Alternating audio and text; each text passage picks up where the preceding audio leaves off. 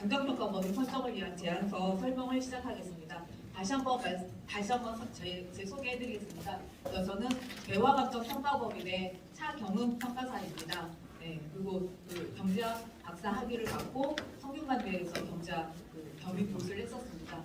지금은 대화감정에 있으면서 국토교통부 위원으로 같이 활동하고 있습니다. 네, 그러면 저희가 한 페이지를 이제 저희 쪽하고 저희 이제 페이지 같이 그래서 이제 설명을 제가 감정평가 법인에 있으면서 이제 감정평가에 대한 이야기를 해야 되는데 결론은 이 모든 부분들이 여러분이 생각하는 가장 핵심 포인트랑 이제 맞물려 들어가고 있어요. 그래서 어떤 사업을 하게 되면 가장 크게 이제 말씀하시는 게 저희 추정 분담금이 왜 이렇게 비싸냐, 또는 이제 현물로 보상 안 받으시는 분들은 현금 보상액이 왜 이렇게 작냐, 결론은 이거에 가장 초점이 맞춰질 겁니다. 그래서 그 추정 분담금이 왜 이렇게 높고, 또는 왜냐하면 현금 보상이 이렇게 낮을 수 있을 그 가능성에 대해서 이야기를 해보고, 그런 부분들을 어떻게 저희들이 최대한 여러분이 생각하는 부분하고 간극을 줄일 수 있는지 그 부분에 대한 이야기를 해보려고 합니다.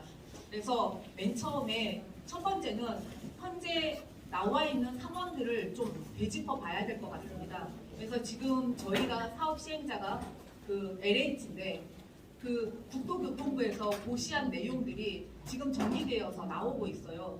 그러면 지금 이제 국토교통부가 기본적인 안들을 다 제시해서 그 안을 세세하게 읽어보면 그 안에 어떻게 가야 될 건지, 어떤 금액이 산정이 됐는지 하는 부분들이 나옵니다. 그래서 그 부분을 먼저 알고 계셔야 될 것 같습니다. 그래서 그 부분에 대한 설명을 간단하게 하고, 두 번째는 그 부분에서 가장 중요한, 분담금의 가장 중요한 부분 중에 하나가 추정 분양가잖아요. 그래서 여러분 생각하는 추정 분양가 부분들을 잠깐 알려드리려고 합니다. 현재 지금 추정 분양가에서 문제가 좀 생겼어요. 그 부분이 지금 분양가 상한제하고 겹치는데 그 부분에 약간 문제가 생겨서 그 부분을 설명을 해드리는 게 제가 옳을 것 같습니다. 그래서 왜냐하면 여러분이 내야 되는 추정 분담금은 추정 분양가하고 종전자산 보상가 크게 두 축으로 이루어져 있어요. 한 축만 가지고는 추정 분담금에 영향을 미치는 게 50%밖에 안 돼요. 물론 이제 추정 분양가는 뭐 저하고는 상관이 없겠지만 그 부분을 건드려 놓고 말씀을 드려주는 게 제가 여기서 여러분들한테 조금이라도 도움이 되지 않을까 그런 생각을 해서, 두 번째 파트는 분양가 상한제, 그래서 추정 분양가 부분을 잠깐 이야기할 거고요. 그 다음에 세 번째 파트는 이제 종전자산 평가입니다. 그래서 저희 감정평가 기준이라든지, 그래서 기준을 설명을 해드리고, 맨 마지막에 자료들은 어떤 거냐면 저희가 생각했던 이제 실거래라든지 그런 부분들, 데이터로 들어갈 부분들, 그리고 이제 현재 우리 그 사업지구 안에 뭐 거래라든지 이런 부분들을 정리를 좀 했습니다. 그래서 뭐 너무 많아도 여러분이 전체를 잘 이해하지, 그러니까 보기가 너무 불편하시거든요. 그래서 일단 가격 순대로 해가지고 정리를 한 자료들이 있습니다. 그래서 그 내용대로 여러분한테 설명을 해보려고 합니다. 그래서 맨 처음에 저희가 생각했던 이제 추정 분담금이 나중에 다 사업이 끝나고 나면 아마 거의 대부분 비싸다고 생각할 수도 있고 이제 현금 보상이 너무 작을 수도 있다고 하는데, 지금 이제 국토부의 생각을 먼저 들어보겠습니다. 그래서 국토부에서 나온, 제가 한 자료가 아니고요, 국토부에서 나온 자료들을 제가 한번 분석을 해봤습니다. 그래서 그 내용을 먼저 알고 있어야, 저희는 타민의 평가 법인이 산술평균한 금액으로 들어갑니다. 그래서 누구 하나가 뭐 높게 나온다고 해서 너무 차이가 많이 나면 그거는 다시 하게 되어 있거든요. 그래서 이제 각각의 생각들이 있을 거니까, 물론 예상안입니다. 예상안이라고 분명히 국토부에서 고시를 하고 그 다음에 이제 여러분한테 보도자료를 뿌렸으니까요. 그 내용을 보겠습니다.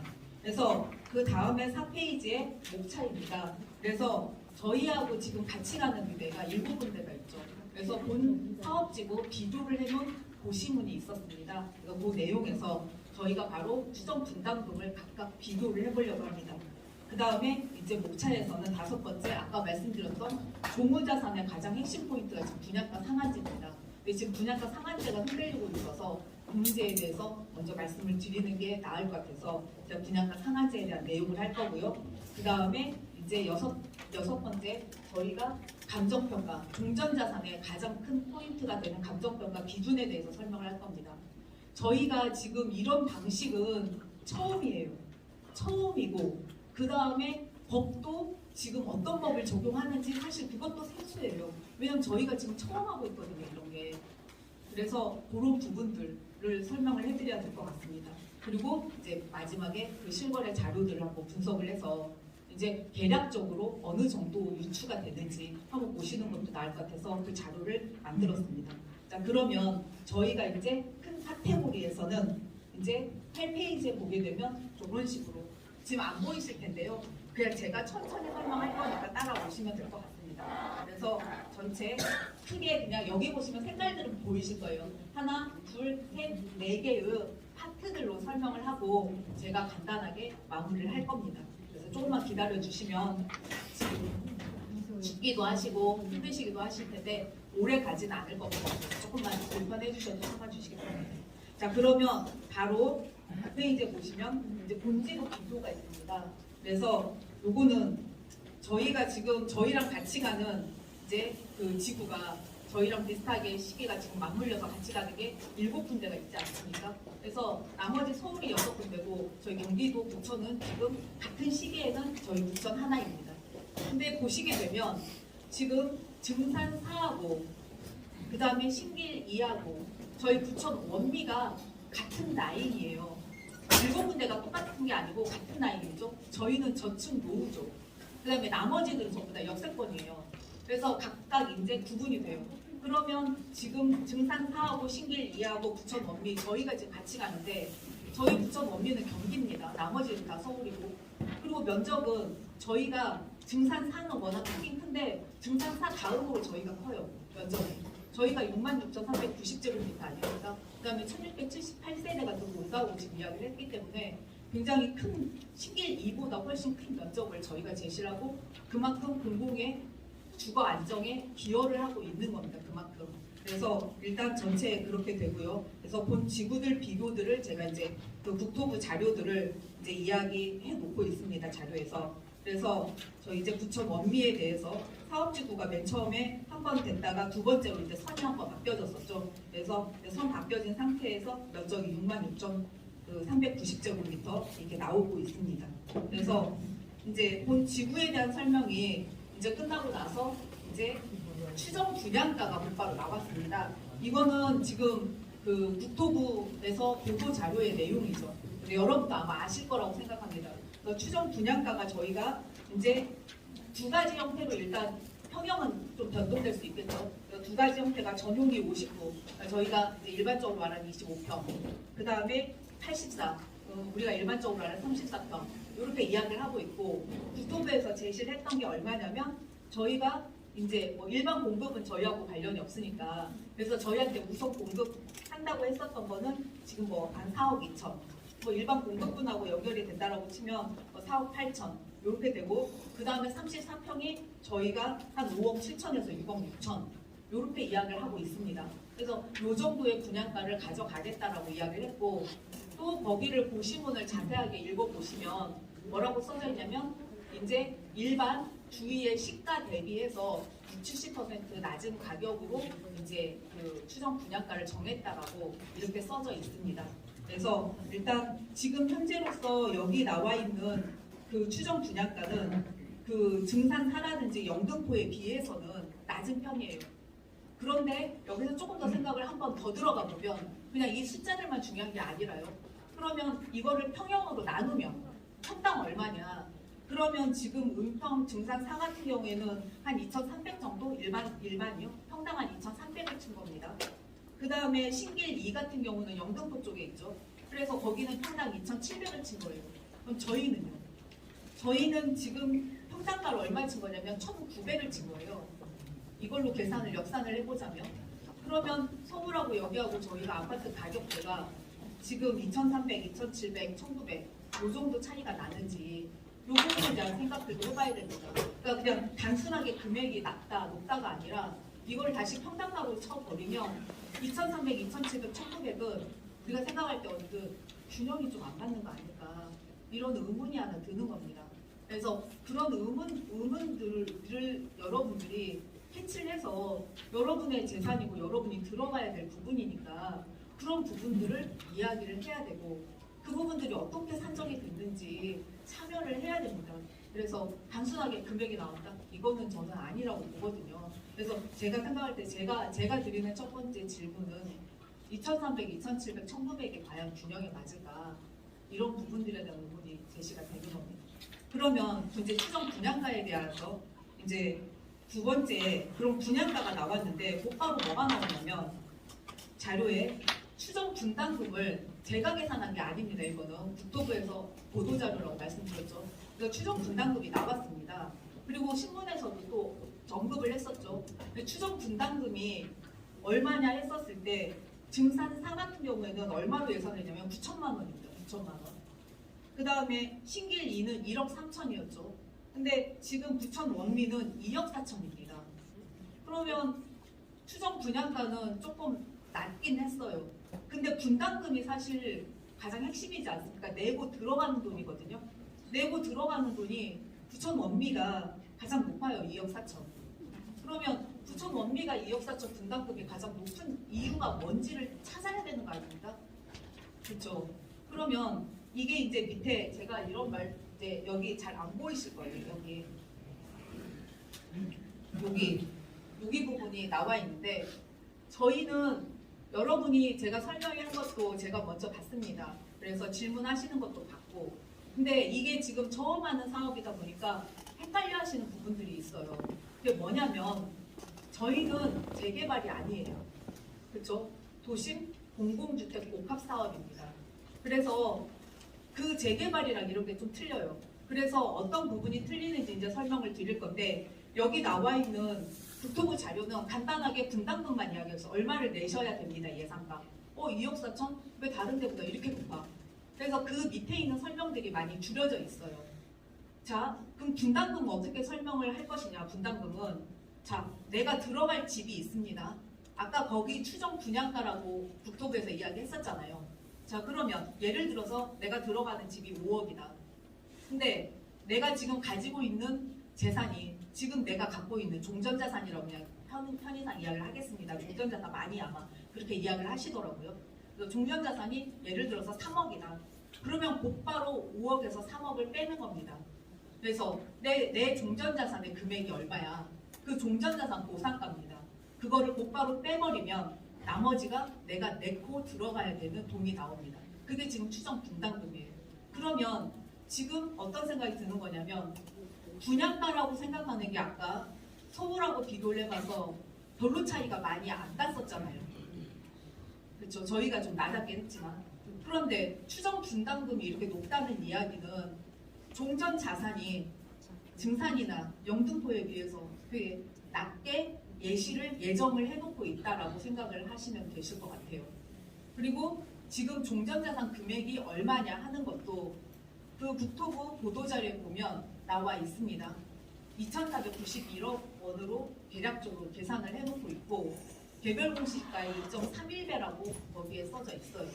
그래서 이거는 예상입니다. 예상. 시점이라든지 이런 게 다 달라지지만 그래서 그런 내용들을 이제 좀 더 뒤에 가서 설명을 해볼 건데 그래서 추정 분담금이라고 하는 부분들이 지금 가장 높게 산정이 돼 있다라는 거예요.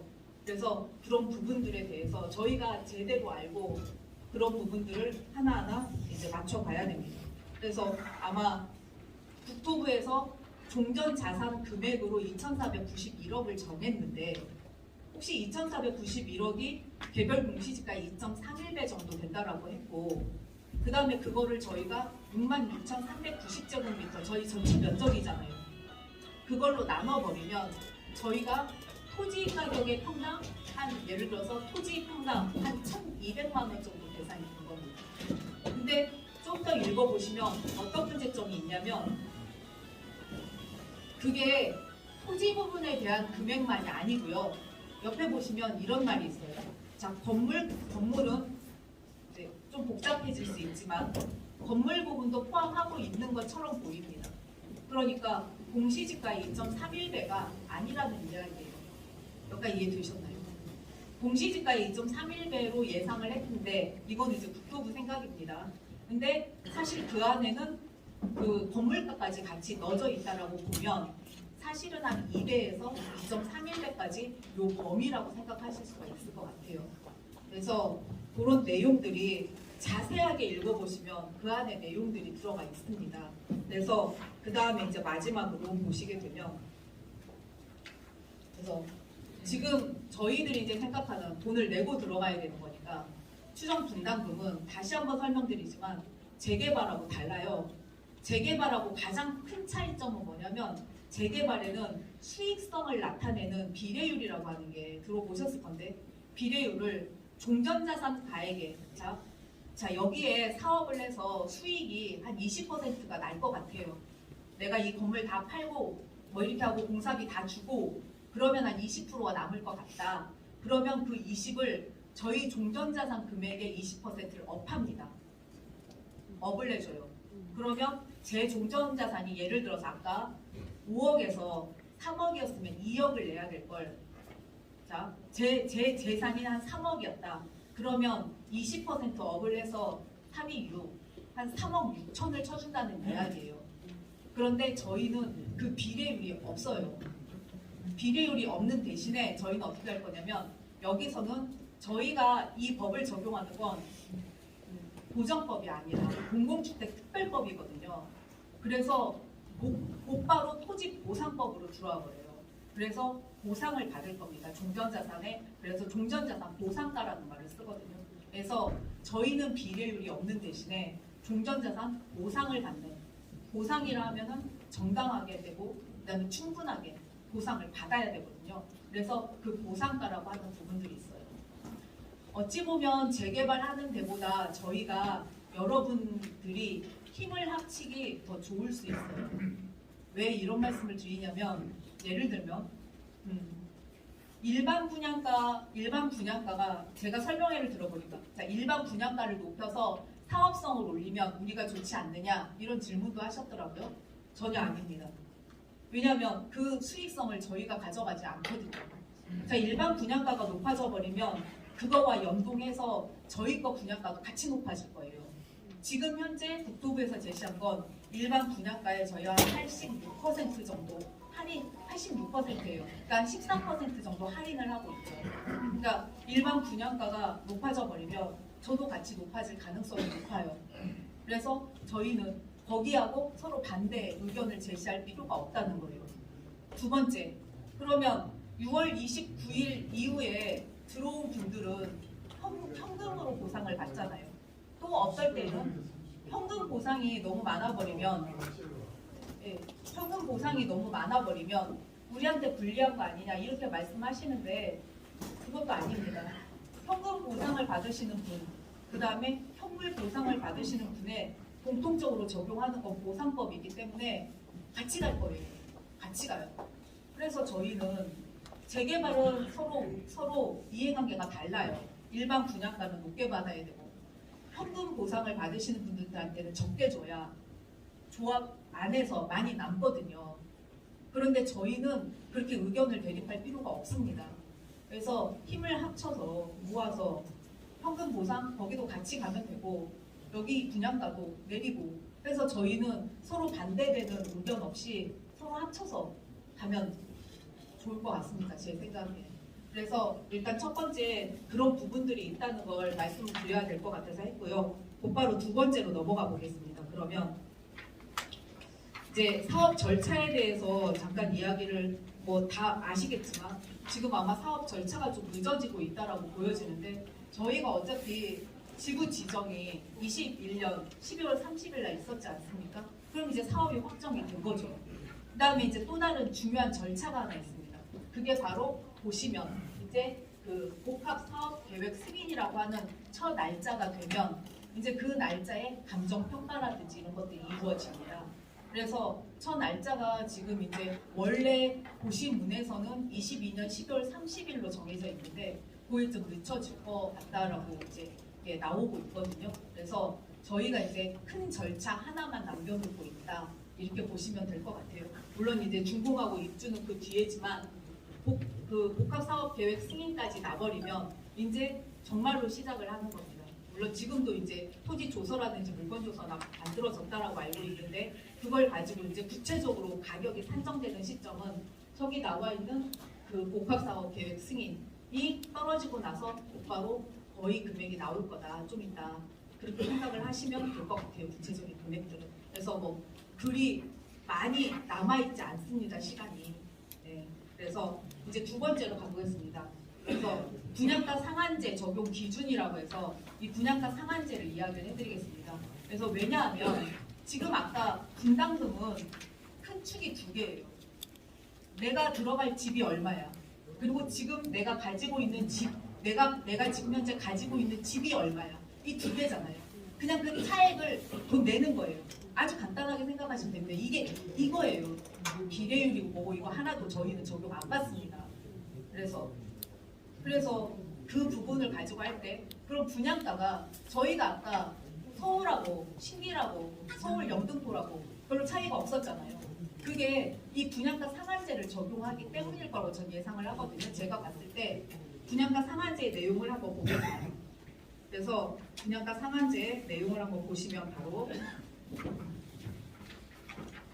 자, 분양가 상한제는 뭐 일단 뭐 저희는 법은 중요하지 않습니다만 일단 얘는 또 다른 법이에요. 같은 법인데 분양가 상한제는 구성이 되게 얘도 단순해요. 분양가 상한제 말만 막 거창하지 뭐냐면 자 아파트를 지을 건데 토지 가격이 얼마야. 그 다음에 플러스 건물 가격이 얼마야. 자 두 개를 합쳐서 우리가 분양가로 정하겠어. 이렇게 말을 하는 거거든요. 그래서 하나가 택지비를 지금 현재 있는 아파트로 지어지는 땅에 택지비를 지금 여기 우리 구역 있지 않습니까? 얘가 지금 현재 1종, 2종이지 않습니까? 얘가 2종하고 3종으로 바뀔 거잖아요. 어떻게 이제 종변화가 이루어질 건데 그래서 그 아파트를 더 냈을 때 그 가격을 이야기할 겁니다. 그래서 택지비라고 하는 금액 플러스 건축비 두 개를 합쳐가지고 이제 분양가 상한제가 돼요. 근데 이제 문제가 뭐냐면 자 이때 먼저 여러분이 좀 아셔야 될 게 이 중에서 지금 여기서 분양가는 건축비하고 택지비인데 건축비는 누가 평가를 안 해요. 그래서 국토부에서 건축비가 얼마라고 이렇게 공고를 합니다. 그러면 그거를 그대로 갖다 쓸 거예요. 그러면 이제 여러분들이 들어가서 하셔야 되는 부분들은 택지비라고 하는 거는 감정평가를 받습니다. 그래서 택지비 평가를 받을 수 있으니까 그런 부분들은 여러분들이 이제 여러분들의 의견을 개진을 해서 택지비 평가를 여러분들이 같이 여러분이 이제 말씀하시는 의견들을 최대한 의견을 반영할 수 있도록 여러분이 제시를 할 수 있도록 하시면 저는 좋을 것 같아요. 그래서 택지비 평가 부분은 이거는 감정평가 부분으로 들어가는 부분이고 나머지는 손을 못 댑니다. 그래서 건축비 부분을 손을 못 대요. 그런데 지금 문제가 뭐냐면 바로 넘겨보시면 제가 이제 인근에 택지비들을 한번 뽑아봤습니다. 많지 않아요, 사례가. 그런데 보시게 되면 지금 제가 철산, 광명, 과천, 서울 이런 데를 뽑아봤어요. 택지비 평가한 걸. 그런데 아마 이제 나중에 자료 올라올 겁니다. 보시면 사실 택지비가 서울이나 과천이나 광명이나 큰 차이가 안 나요.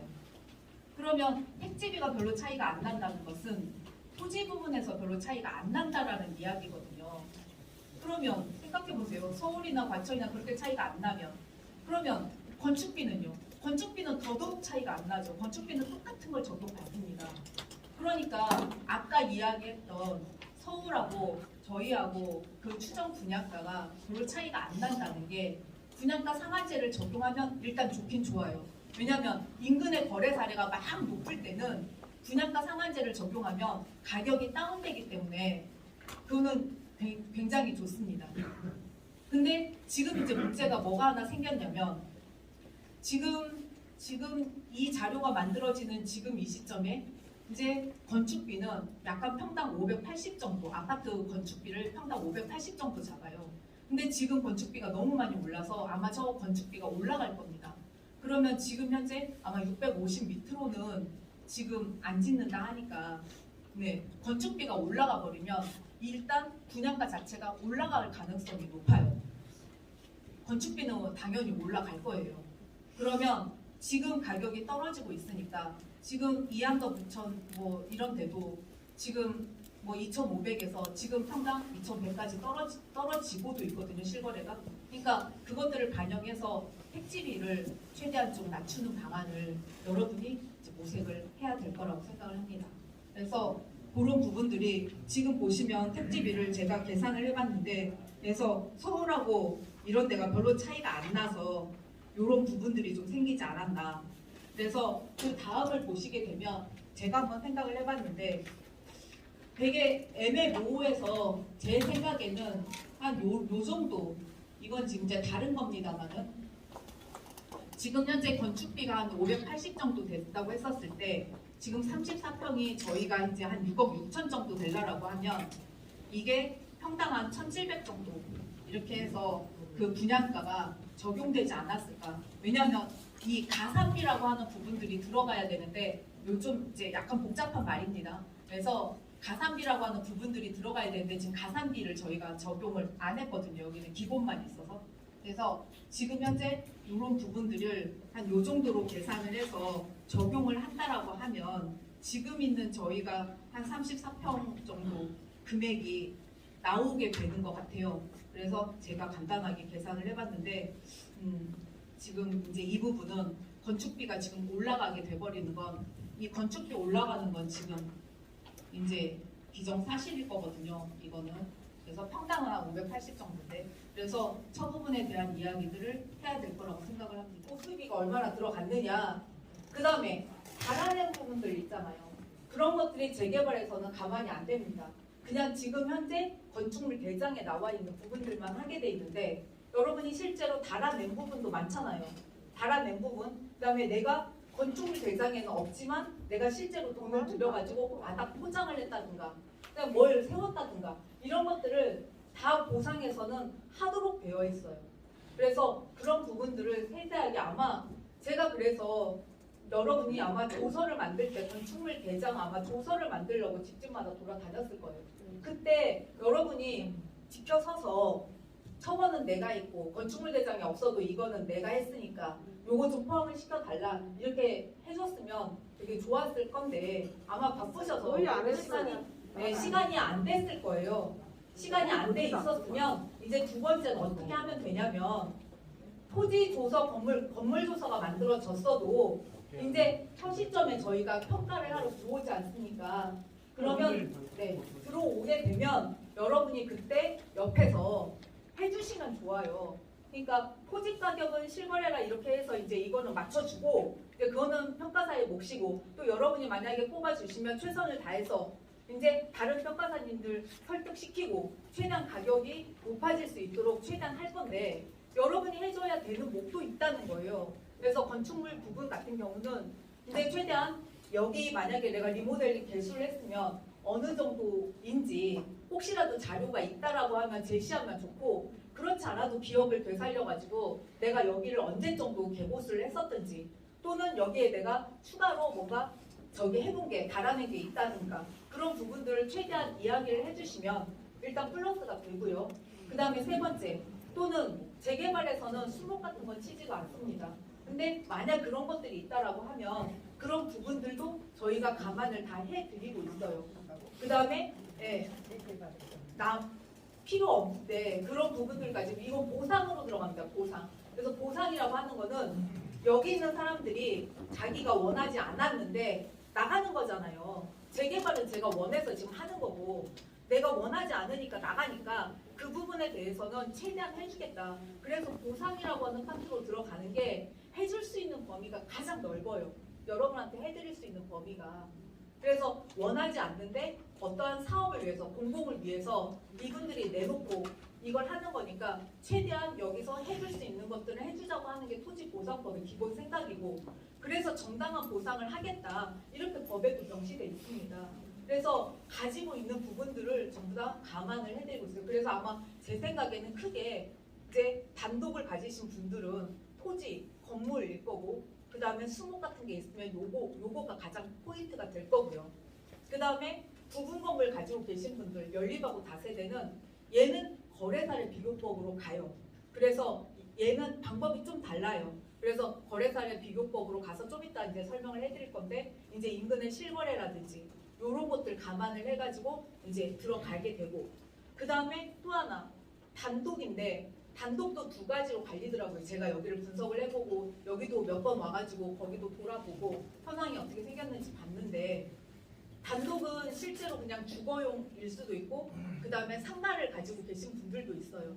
그러면 이제 상가는 어떤 부분이 또 들어오는 거냐면 물론 임차인한테서 쓸 수 있고 소유자가 했을 수도 있겠죠. 근데 어쨌든 상가가 있으면 영업을 하고 있지 않습니까? 그래서 영업권이라고 하는 권리 부분에 대한 또 보상을 해줄 거예요. 그래서 그 영업권을 이제 좀 영업에 대해서 내가 실제로 일어난 수익만큼 이제 다 받아야 되니까 필요한 자료들이 있어요. 그냥 말만 해서는 안 줍니다. 그러니까 그런 부분들에 대해서 여러분들이 좀 필요한 자료들, 그러니까 예를 들어서 지금이라도 매출이라든지 이런 부분들 이제 있으면 수기라도 적어놓고 부가세 이제 신고된 부분들이 좀 저기 할 수 있겠지만 어쨌든 그런 부분이라도 좀 모아놓고 그리고 뭐 이제 고정적으로 들어가는 보험료라든지 이런 것들이 있지 않습니까? 인건비라든지 그런 것도 좀 남겨놓고 이런 부분들을 천천히 준비를 하셔야지 된다고 생각을 합니다. 그래서 그런 부분들을 제가 말씀을 드렸고 그래서 아까 말씀하셨던 비례율이 없는 대신에 종전 보상이란 말은 보상법을 적용받기 때문에 재개발에서는 없었던 부분까지 다 포함을 해서 더 해드릴 수가 있어요. 범위가 넓어요. 그래서 그것을 수치로 표현을 할 수가 있습니까? 뭐 예를 들어 뭐 비례율은 뭐 105%니 106%는 하듯이 수치로 뭐 101%든지 102%든지 그런 수치로 표현할 수 있습니까? 없습니까? 그거는 알 수는 있겠지만 저희가 일반적으로 보게 되면 지금 구체적인 수치를 말씀을 드리면은 뭐 그거는 근데 이건 어차피 평균적인 이야기잖아요. 평균적인. 그래서 저희가 일반적으로 한다고 했을 때 보상 평가를 하게 되면 그런 부분들이 저희가 계략적으로 보상도 예산을 잡거든요. 예산을 잡았을 때 보면은 한 10에서 15% 정도 더 일반적인 것보다 더 많이 들어가는 부분들 아까 빠졌던 부분들을 포함을 시키다 보니까 그런 부분들을 더 예산에서 더 잡아요. 그래서 아마 좀 더 늘어날 거라고 생각을 해서 그 정도를 더 잡는다 이렇게 생각을 해주시면 질문 좀 될것 하나 같아요. 할게요. 제가 손 먼저 들었습니다. 아 네. 네. 뭐 다른 게 아니고 물론 뭐 보상가 자체도 좋은데 이게 제가 보기에 주거 이전 비어 있잖아요. 네네. 이 주거 이전 비가 인세를 보면 4인 기준 최저 2천만 원씩인데 알파. 그걸 한 사람당 이게 예를 들어서 2식구면 4인 기준에 2천이가 하나에 500만 원이잖아, 그죠? 그럼 2식은 1,000만 원밖에 안 돼요. 그 예를 들어서 저희 같은 경우는 대지가 82평인데 그러면은 2천만 원을 돈 1,000만 원 2식은 1,000만 원 갖고 어디 가서 월세도 못 얻어요. 이 보상가를 왜 요만큼만 책정했는지 그거 좀 설명 좀 해주세요, 이게. 내가 인쇄를 하나 받아왔는데 이거는 제가 말씀드릴게요. 이거는 저희 소유주분들이 아니시고요. 세입자들 기준입니다. 세입자들 이사 나갈 때 아니 여기 있잖아 그건 이사비 이거 주거 이전비가 주거에서 이렇게 보시면 예전 직원의 세입자 안내문입니다. 세입자들 이사 나갈 때 이 사업으로 인해서 살 곳을 나 죄송합니다. 나 그걸 다 아닌 거 같아. 설명이 다 끝난 다음에 질문을 하셔야 돼. 잠깐만 지금 쉬고 있으니까 아직 안 왔습니다. 설명을 다 들은 다음에 트위터가 안 질문을 왔잖아요. 하시라고요. 네네. 트위터가 왔어야 근데 설명하지. 그런 거 까먹으니까 지금 쉬는 시간을 다 집중하는 묻고 건데. 우리가 또 주장하는 것도 아, 자 저기 그럼 저기. 네 그러면 봅시다. 네 시간만 아까 잡고 말씀을 아니 하셨는데 그건 맞네. 네, 이거 하나 네네. 제일 궁금한 네네네네. 거예요. 네.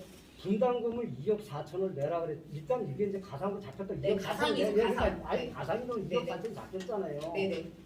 그렇다면 우리가 아파트를 들어갈 때 가상이든 뭔데 2억 4천이 여기 금액이 나왔을 때 2억 4천 내고 들어와라 이 얘기예요. 그죠? 네네. 맞죠? 네네네네. 그러면은 그 빌라 알잖아요. 네네. 빌라는 지분이 10평이라고 칩시다.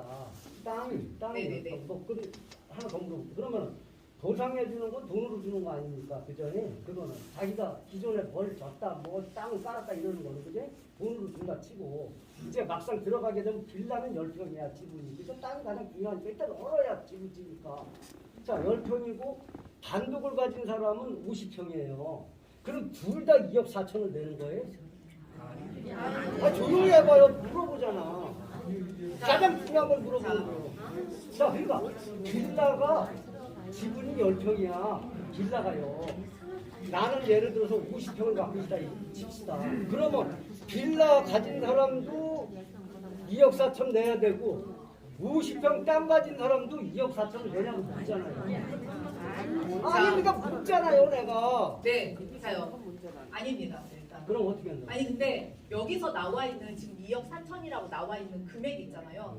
이 금액이 어떻게 산정이 됐냐면 지금 빌라를 기준으로, 그러니까 여기는 평균이라고 나와 있어요. 평균. 그래서 혹시 전에 국토부에서 나왔던 고시문을 잘 보시면 두 개의 예를 들어가지고 있어요. 그래서 토지를 몇 평 가지고 계신 분, 그다음에 땅을 몇 평 정도 있는 분이 몇 평을 들어가게 되면 요렇게 나오는 자기네들 계산을 전부 다 계산을 해서 평균적으로 들어간 거예요. 그래서 제가 생각할 때 그 당시에 계산을 할 때 거래사례 비교법까지 전부 다 빌라를 포함을 해서 하지는 못했을 거라는 생각이 들어요. 그래서 이 부분은 일단 예산을 여러분한테 보여드려야 되잖아. 예를 요 정도 된다라고. 그래서 아마 토지와 건물 부분들을 위주로 해가지고 이 계산이 됐을 거라고 저는 생각을 합니다. 그러니까 제가 여러분을 위해, 그러니까 이제 위한다기보다는 저도 최선을 다해서 하고 싶고 이제 그래서 이 자리에 섰고, 근데 제가 어떤 거는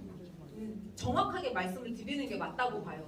그러니까 어느 분의 입장에 맞게 이거는 더 올라갈 수 있고 이거는 안 되고 이렇게 딱딱 정리를 해야 저도 제가 나중에 거짓말 했다는 말은 안 듣지 않습니까?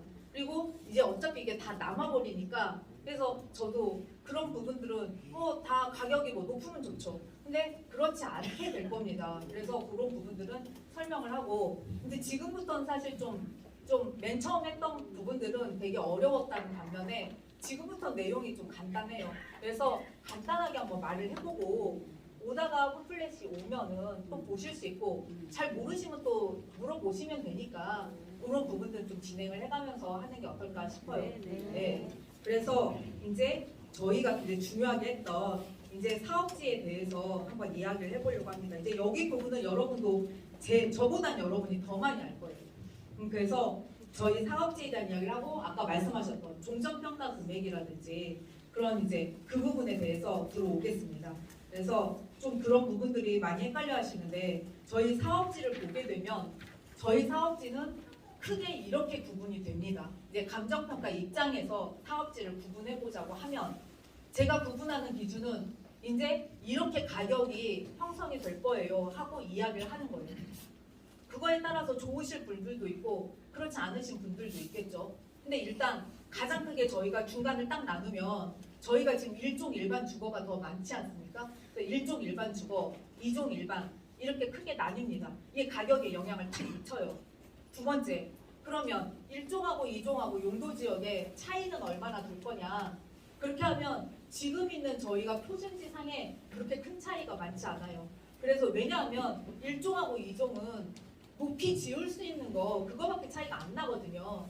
그래서 1종이 150이면 2종은 200이어서 그 차이는 5% 이내일 거라고 생각이 듭니다. 지금 표준지상에 나와 있는 건 그래요. 자, 그리고 두 번째는 이제 1종하고 2종하고 저희가 딱 갈라지면 그 안을 딱 들어가면 단독이냐 빌라냐 이렇게 나뉠 거예요. 그럼 단독하고 빌라는 아까 말했던 보상에서 접근이 달라요. 완전히. 그냥 단독은 자 토지 가격 얼마야. 그 다음에 건물 가격 얼마인지 아까 수목이라든지 이런 거 다 쳐준다고 했지 않습니까? 그래서 그런 것들 다 합쳐서 얼마 이렇게 나갈 겁니다. 자, 두 번째, 그러면 빌라는 어떻게 할 거야? 빌라는 그렇게 적용을 안 해요. 자, 빌라는 자 지금 저와 이렇게 나와 있어요. 법상에 저와 비슷한 빌라의 가격을 끌어와서예요. 자, 나와 그 비슷하게 저 2016년도에 지어진 빌라가 있어요. 평당 한 2천이에요. 그럼 내 것도 2천이냐? 그건 아니에요. 자, 2016년에 2천에 지어졌어요. 근데 걔는 넓은 도로에 붙었어요. 나는 좁은 도로에 붙었어요. 그럼 틀리죠. 쟤는 2016년도에 지었고 전 2014년도에 지었어요. 쟤보다 제가 낡았잖아요. 좀 더 구식이잖아요. 설계도. 그러면 더 낮아요. 그거. 그 다음에 저기는 대지 지분 아까 말씀하셨죠? 대지 지분이 모든 걸 결정하는 게 아니고 요소예요. 가격을 결정하는. 대지 지분이 아니 우리가 여러분이 지금까지 이 사업을 하기 전에 빌라 사고 팔고 할 때 대지 지분이 얼마인지 찾아보신 적이나 있으세요? 모르잖아요. 빌라의 대지 지분이 얼마인지 모르셨잖아요. 지금까지. 그러니까 그런 것처럼 아니 그러니까 재개발에서는 중요한데 일단 저희 법상으로 들어왔을 때는 저게 지금 저게 대지 지분도 영향을 미치는 강력한 요소 중에 하나이긴 하지만 그걸로 결정된다는 게 이야기가 아니에요. 그래서 자 대지 지분이 저기는 10평이래. 저희는 5평밖에 안 돼요. 그럼 별로 안 좋잖아요.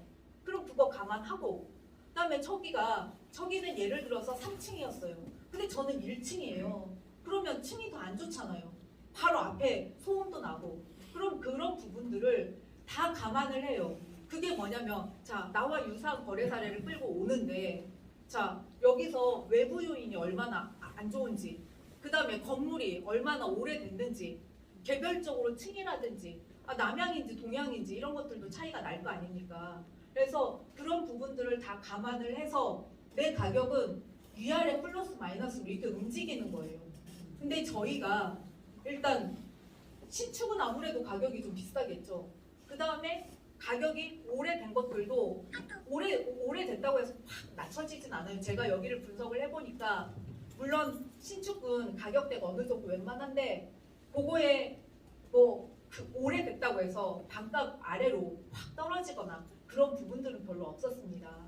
그래서 그런 부분들을 이제 감안을 해서 오래됐으면 이제 그 부분에 대한 감가는 이루어져야 돼요. 그래서 그 부분 가져와서 이제 가격이 형성된다라고 보시면 돼요. 여기까지는 되셨죠? 자, 그럼 두 번째. 그러면 단독은 이렇게 갈 거고 부분 건물은 아까 말씀드린 대로 거래 사례를 가지고 쓸 겁니다. 이렇게 되고 자 그럼 이제 단독은 또 어떻게 가격이 구분이 될 거냐면요. 단독은 진짜 단독으로만 쓰는 거 아니면 주거하고 상업용을 같이 쓰는 거 이렇게 구분이 되더라고요. 제가 보니까 여기에 원리는 이용 상황이 거의 이 안에서 다 마무리가 돼요.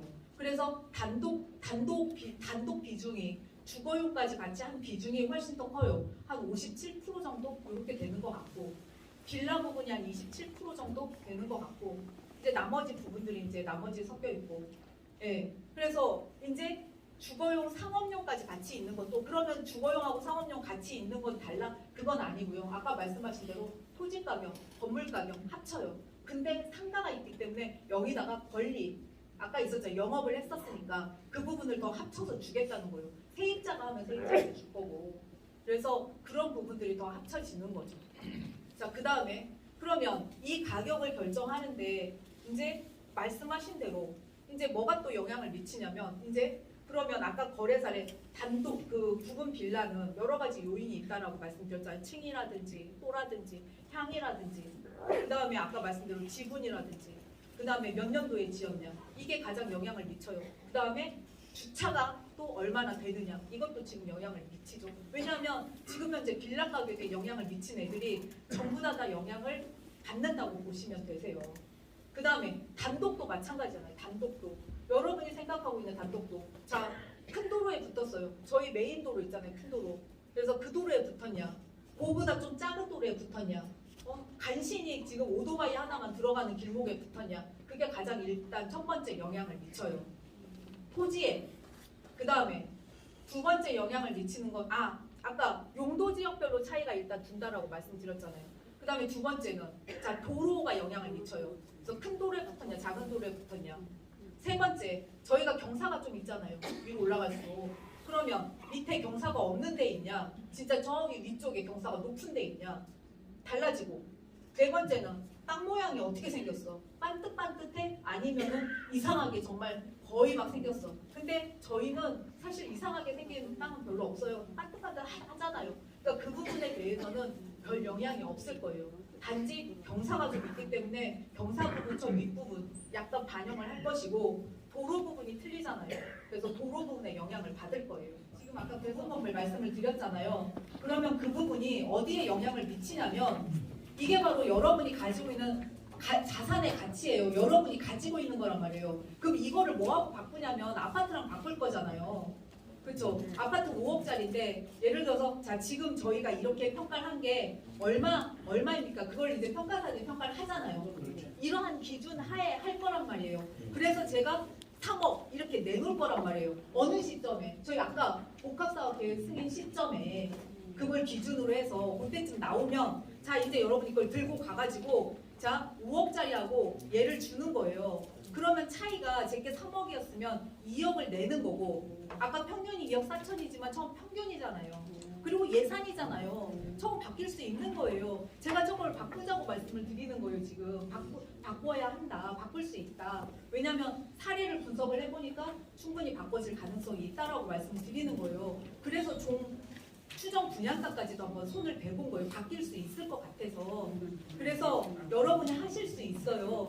그래서 그거를 지금 종전자산은 이제 물론 높아야지 그 분담금이 제게 5억짜리인데 제게 4억이면 1억만 내도 되는 거죠.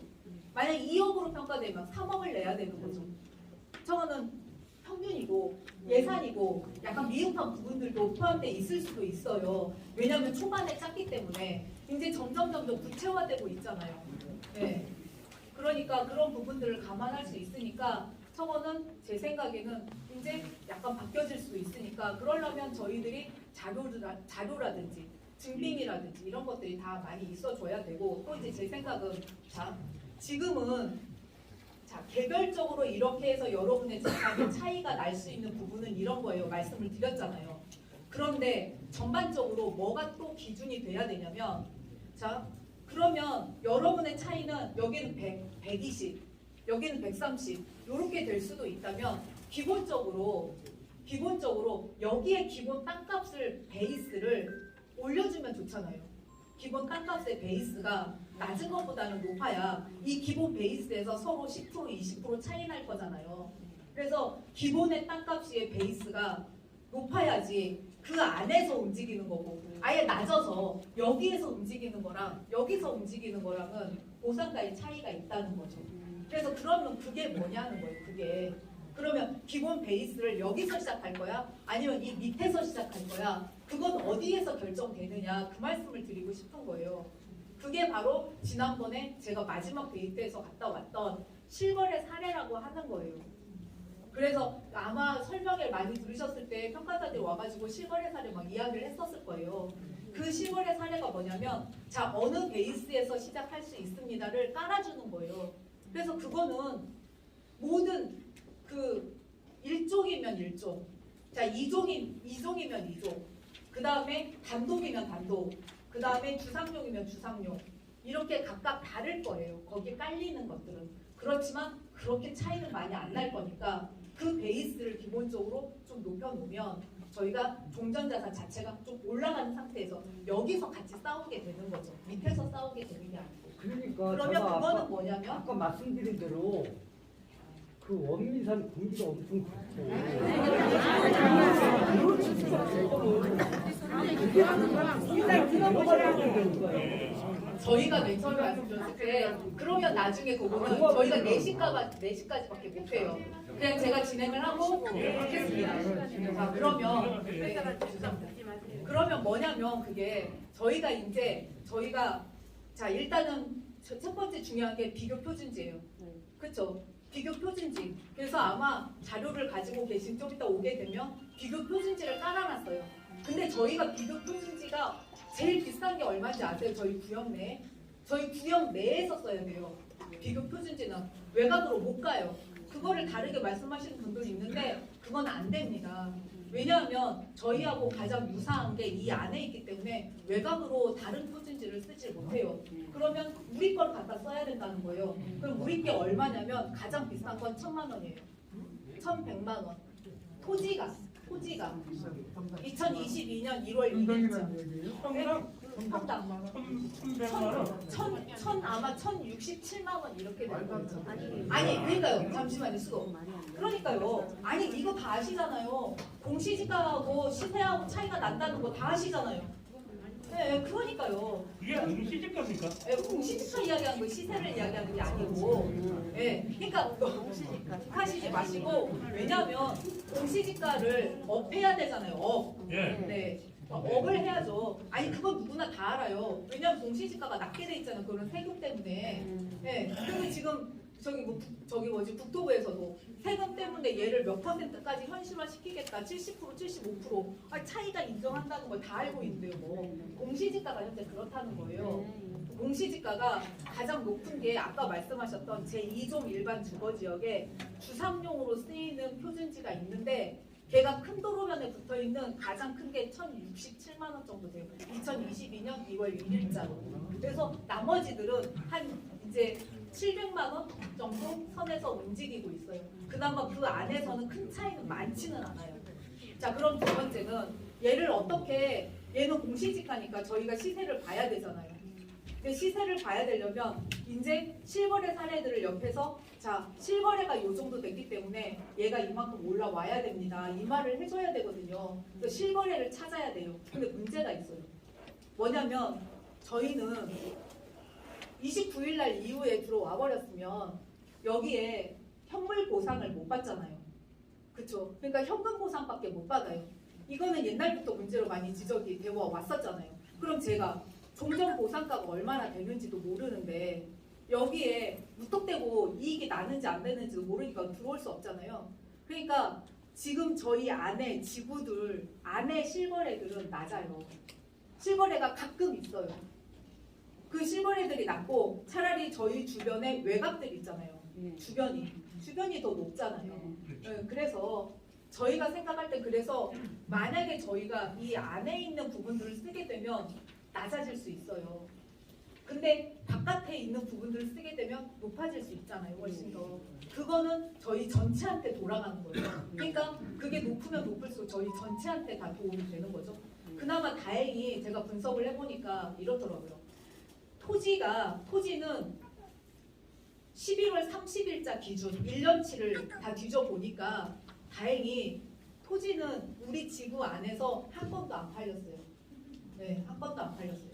그래서 토지 부분은 없는데 그런데 그 바로 토지 부분을 그래서 제가 정리를 해봤었는데 토지 부분은 없어요. 바로 그 직전 연도는 없는데 저도 제가 다 외웠었는데 하다 보니까 잊어버렸네요. 네. 11월 30일자, 그러니까 2022년 11월 30일 기준으로 해서 전으로 1년, 2021년 11월 30일부터 제가 다 뒤졌는데 없어요. 다행히 없어요. 네. 그러면 바로 최근에 사례가 없잖아요. 네. 그래서 주변으로 가면 되고 그런데 불행하게 그 바로 앞전에 저희가 실거래 사례들은 약 한 3년 전 것까지 다 유효하다 보거든요. 근데 그 바로 앞전에 저희가 11월 달에 일단 하나 있어요. 그 다음에 6월 달에 하나 있고 6월 달에는 2건이 있어요. 그 다음에 21년 1월 달까지 올라가면 한 건이 거래된 게 있더라고요. 근데 여기까지 혹시 이해되셨죠? 그런데 다행히 또 어떻게 된 거냐면 이거는 다행이라고 저는 생각을 하는데 그 거래된 사례들이 하나만 빼고는 이 개별 공시지가 있죠. 개별 공시지가보다 낮아요. 그러니까 불안하셔서 아마 금매로 팔고 갔다라고 이야기를 할 수 있죠. 개별 공시지가보다 높게 거래되지 낮게 거래되지 않지 않습니까? 그러니까 뭐냐면 이렇게 돼요. 그리고 앞전에 설명해서 뭐 하나가 좀 이상했었는데 정확하게 말씀드리면 이렇게 가요. 자, 거래 사례가 예를 들어서 10억이다. 10억은 제가 단독을 10억에 팔았어요. 그럼 10억 안에는 뭐하고 뭐가 섞여져 있냐면 토지하고 건물 가격이 섞여 있는 거잖아요. 네. 그러니까 그냥 여러분한테 그 10억이라고 하는 게 토지 가격 10억을 토지 면적으로만 단순히 나눠버리면 이거가 지금 실거래 사례입니다 하면 그거는 틀린 말이고 그래서 저는 어떻게 계산했냐면 자 10억이면 그 안에 건물 가격이 있잖아요. 건물 가격을 빼내야 돼요. 계산을 대략적으로 해서 건물 가격을 떼내면 자 10억 중에서 건물 가격이 5천이면 9억 5천이 땅값이잖아요. 그래서 9억 5천을 토지 면적으로 나눴을 때의 금액을 말씀드리는 거예요. 그렇게 계산을 했더니 최근에 거래가 저희가 4건이 이루어졌었는데 지금 2021년 1월부터 21년 1월부터요. 지금까지요. 토지는 별로 없어요. 4건인데 4건 다 되게 낮은 상황이에요. 하나는 2개는 개별 공시지가가 낮았고 하나는 개별 공시지가 1.2배 하나는 개별 공시지가 1.6배 우리가 생각하는 그래서 제가 주변을 다 분석을 해봤어요. 주변을. 자 이게 그럼 일반적이냐. 일반적이지 않아야 저희가 내부 걸 안 쓰거든요. 근데 자 개별 공시지가는 아시잖아요. 전부 다. 뭐 얼마냐. 자 여기 뭐 큰 도로면 얼마냐 이렇게 물어보시면 저도 답변을 못합니다. 저희는 가격을 설명해서 절대 말하면 저희는 끝이에요. 그래서 말씀 못 드리는데 일반적으로 제가 분석을 해본 결과 여기 주변에 좀 높은 사례들만 뽑아본 거예요. 낮은 사례들도 많이 있습니다. 근데 높은 사례들을 가져오면 약 한 2배에서 개별 공시지가 2배에서 많게는 2.98까지 나와요.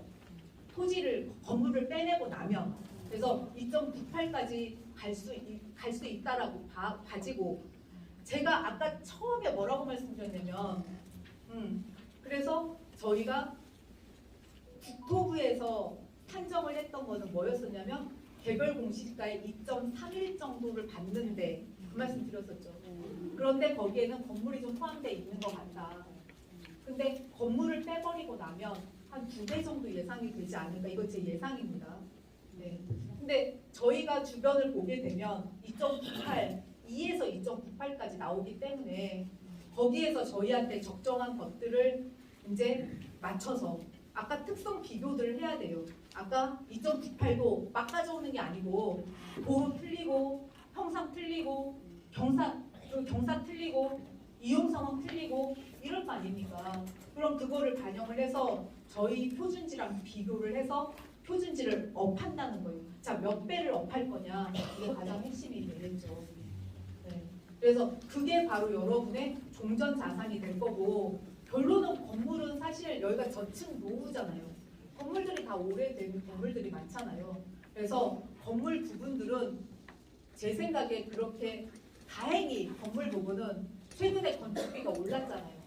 그러니까 그 건물들은 여러분의 이제 법으로 들어가면 원래는 이전해가라고 하는 게 원칙이에요. 보상법 자체가.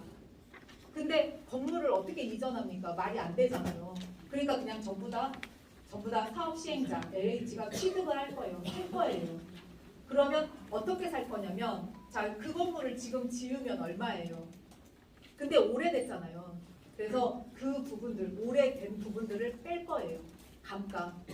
그래서 그 부분을 또 토지에다가 이 건물 부분들을 이제 업해 줄 건데 사실 오래되다 보니까 보수들도 하셨을 거잖아요. 물론 보수를 한 지 10년이 지났으면 그건 거의 가격이 없습니다. 왜 10년 동안 다 쓰셨잖아요, 보수한 거를. 그러니까 10년 전에, 20년 전에 막 했던 것까지 찾으셔봤자 그건 실익이 없어요. 근데 만약에 그래도 최근에 뭐 5년 이내라든지 뭐 이렇게 한 게 있다라고 하면 내가 어디를 개보수를 했고 하는 부분이 있으면 자, 그 부분들을 그동안 돈이 투여가 된 거잖아요. 그 부분을 해주겠다는 거예요. 그 다음에 달아낸 부분이 있다. 건축물 대장에는 20평인데 나는 30평이야. 그럼 어디를 달아낸 부분이 있을 거잖아요. 왜냐면 나중에 저희가 지금 세대수가 제가 알고 있기로는 415세대 정도 그렇게 지금 이제 나와 있는데 그러면 집집마다 돌아다니면서 그거를 여러분이 요번에 물건 조서를 할 때 좀 많이 도움을 주셨으면 되셨을 텐데 만약에 안 줬다고 하면 자료가 없거든요. 그러면 그 부분들, 달아낸 부분들을 이제 설명을 해주셔야 돼요. 그래야 그 부분들을 자료가 있어야 돼요. 아니요. 지금 맨 처음에 자료가 지금 안 만들어졌어도 이제 감정평가 할 때 또 말씀해 주시면 추가할 수 있어요. 얼마든지. 그러니까 그거는 지금 이제 아마 조서가 빨리 만들어져야 되니까 왜냐하면 진행을 해야 되는 일을 그러니까 만들어졌었는데 나중에 보면 말씀하시면 그 부분이 다 반영이 되니까 자료가 없어도 돼요. 그건 자료 없으셔도 가서 재면 되니까요. 달아낸 부분들은 재면 되고, 그다음 달아낸 부분들이 뭐 주방이라든지 수리한 부분들은 자료가 있으면 좋은데 그거 일반적으로 가면 자료가 많지는 않아요. 그냥 알려주시면 자료 제시를 만약에 비싸게 했으면 자료 제시한 게 좋은데 그렇지 못하시고 안 가져 있으면 그냥 이제 저희들이 가가지고 일반적으로 하는 부분들 이제 고려를 해서 드릴 거예요. 그래서 그런 부분들을 해주시면 되고, 세 번째 아까 수목 말씀하셨는데 아마 이제 제가 얼추 봐도 되게 많지는 않아 보이는데 이제 수목 같은 경우도 일반적으로 얘도 그냥 원래는 이전인데 얘도 이전하기가 불편하니까 취득하는 경우들도 많고 어쨌든 두 개를 비교를 해서 합니다. 그래서 이제 이게 저희들이 잘 모르는 부분들은 몇 년이 됐는지 이것들을 잘 모를 수 있어요. 그러니까 언제 얘를 제가 심었고 이게 이제 세어보면 수량은 나오잖아요. 그러니까 뭐 이게 복잡하진 않을 거니까 그런 부분들이 여러분이 이제 알려주시면 더 좋아요. 수량이 얼마나 되는지, 내가 언제부터 심었는지, 그래서 이런 부분들 알려주시면 이제 좋을 것 같고, 그래서 이렇게 이제 하나씩 해나가게 되는 겁니다. 이렇게. 그래서 토지, 그 다음에 이제 아까 말씀하셨던, 자 이제 영업을 하고 계시는 분들은 거기는 좀 복잡해요. 네, 자 이제 영업권이라고 해가지고, 그래서 가장 기본만 말씀드리면 이렇게 돼요. 자 이제 좀 무자비할 수는 있어요. 그래도 이게 사실이니까 사실을 말씀을 드려야 게 맞겠죠. 다 영업권을 주는 게 아니에요. 자 어디에서 영업을 하고 있느냐가 중요해요. 무허가 건물이냐 아니냐. 그 다음에 두 번째, 자 영업을 한다면 자 제대로 적법하게 영업을 하고 있느냐 아니냐. 자 무허가 영업이냐 아니냐. 이렇게 따라서 굉장히 많이 갈려요. 그래서 이게 적법한 거냐 적법하지 않느냐. 그러니까 사업자 등록증을 다 갖추고 있어야 되고, 그 다음에 이 허가된 건물에서 해야 되고, 이렇게 했을 때 우리가 생각하는 자 이제 4개월분의 영업이익이라든지 이런 것들을 다 계산을 해서 주게 되고, 그렇지 않으면 이전비라든지 뭐 가게 지출이라든지 이런 부분들만 고려를 해서 주는 부분들이 있어요. 근데 어쨌든 궁극적으로는 이제 그거는 지금 벌어진 일이기 때문에 어쩔 수가 없어요. 적법한 건물에서 하고 있냐, 뭐가 영업에서 하고 있냐. 어쨌든 그래도 이제 만약에 적법한 데에서 이제 뭐 제대로 신고하고 허가받는 영업도 있고 신고해도 되고 안 해도 되는 것들도 있잖아요. 그래서 그렇게 됐다라고 하면 어쨌든 지금부터라도 매출이라든지 이런 것도 수기로라고 쓰시고, 그 다음에 뭐 부가세라든지 이런 것들 뭐 좀 하는 부분들도 좀 신고하시고, 그런 부분들이 나중에 영업 이익을 산정을 할 때 그런 것들이 하나의 다 자료로 들어오게 되는 부분이 된다는 겁니다. 그래서 그런 부분들을 저희가 써놨고, 그 다음에 이제 그러면 기본적으로 단독에 대한 이야기들을 한 것 같아요. 단독은 토지하고 건물로 구분이 되어 있고, 이런 부분들을 저희가 최대한 실거래가 이제 높은 부분들이 여기 적용될 수 있도록 어떻게 논리적으로 이해를 해서, 그다음에 저희가 아까 3인이 평가사가 한다고 했잖아요. 그러니까 3인의 평가사가 좀 이야기들은 할 겁니다.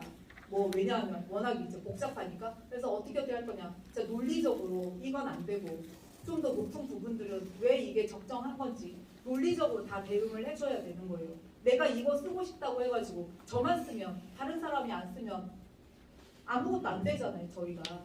그래서 그런 부분들에 대해서 최대한 이제 가격을 높일 수 있도록. 근데 그게 저희가 법에도 맞아야 되고 논리적으로도 맞아야 돼요. 막 주장한다고 해서 되지는 않을 거라는 거죠. 그래서 토지 부분은 그렇게 되고, 부분 건물은 제가 찾아보니까 얘도 마찬가지입니다. 아무래도 저희 안에서 거래를 했었으면 좀 낮았을 거예요.